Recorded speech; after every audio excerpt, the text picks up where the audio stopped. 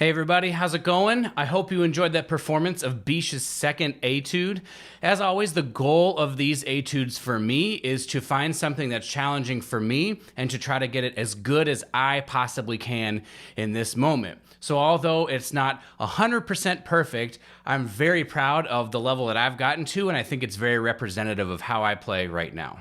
Another goal of these etude videos is for me to take what challenges me in my practice and to try to pick it apart, the things that are difficult about the etude themselves in terms of execution or musicality, and to be able to present it in a way that hopefully will help you in things that challenge you in your own practice. One of the things I feel that's difficult about this etude, and it is a small thing, but I think it makes a very big difference in the long run, is how we leave a slurred note into a tongued note. So we have a group of slurred notes, and then we have a break in the slur, and we re-articulate. How we manage that, I think, is very important in the overall smoothness of everything, but also in making sure that our air is still connecting and that the tongue itself is not stopping the airflow. I'm going to play a clip from the etude that you've already listened to, but now I want you to focus in on the way that I try to connect from one slurred group through the articulation into the next one so that ideally there's no gap in between. Here's what that sounds like.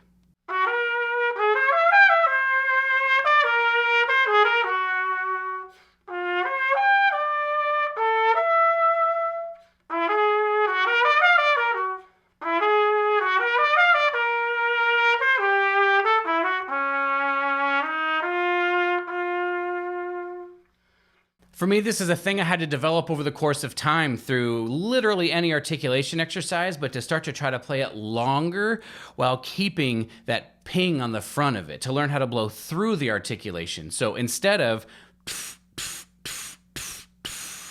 we have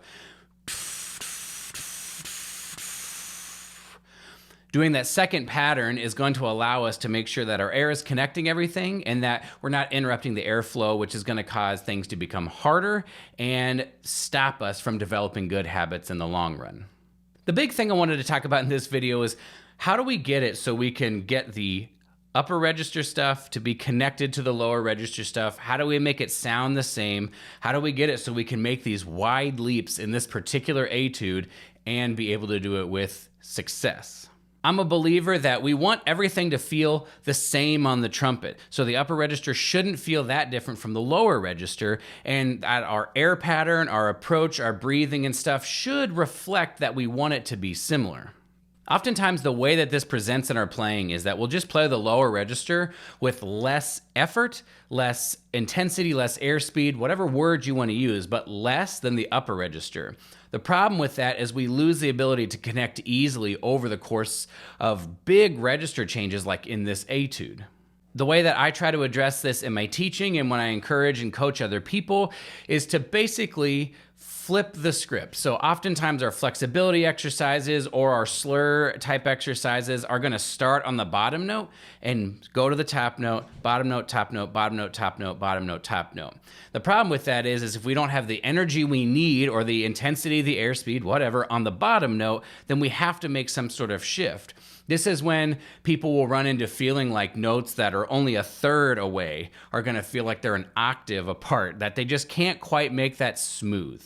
To demonstrate this, I'm going to use a simple C to E slur, and I'm going to talk about the approach to this, and then we'll talk about how you might use it on anything else that you might want to use.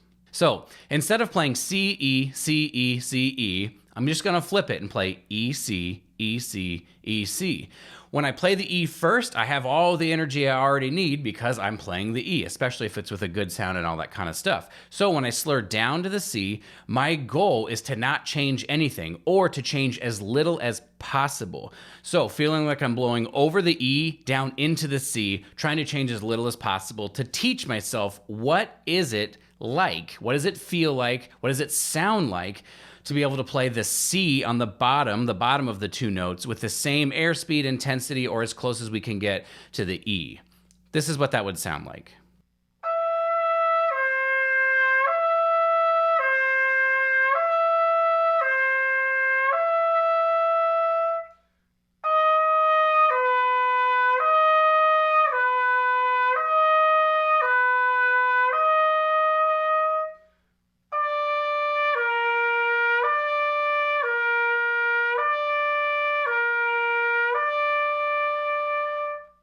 Hopefully you can hear that I'm really trying to keep everything exactly the same. And what that's going to do is, again, it's going to teach me what it feels like to play the C, kind of like the E, but also what it sounds like. It's got a bit more core, a bit more focus to the sound. So when I flip and I start on the C and go to the E, now I have something I'm trying to create on the bottom note. I'm trying to create that focus, possibly create that feel, and then seeing if I can transfer it and have it sound just as easy as it did when I was going E to C when I go C to E. Here's the reverse of that exercise.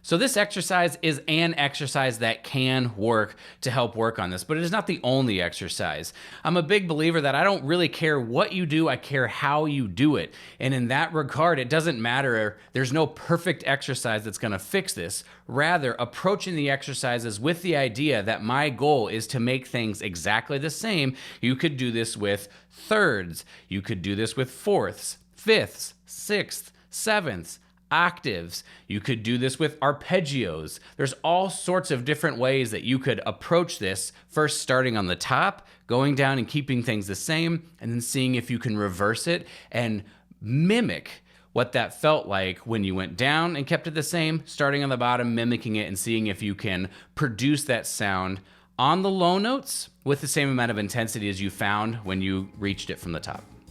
All right, everybody, that's going to be all for this video. I hope that it was helpful, and again, I hope that you enjoyed my performance of Bitsch's second etude.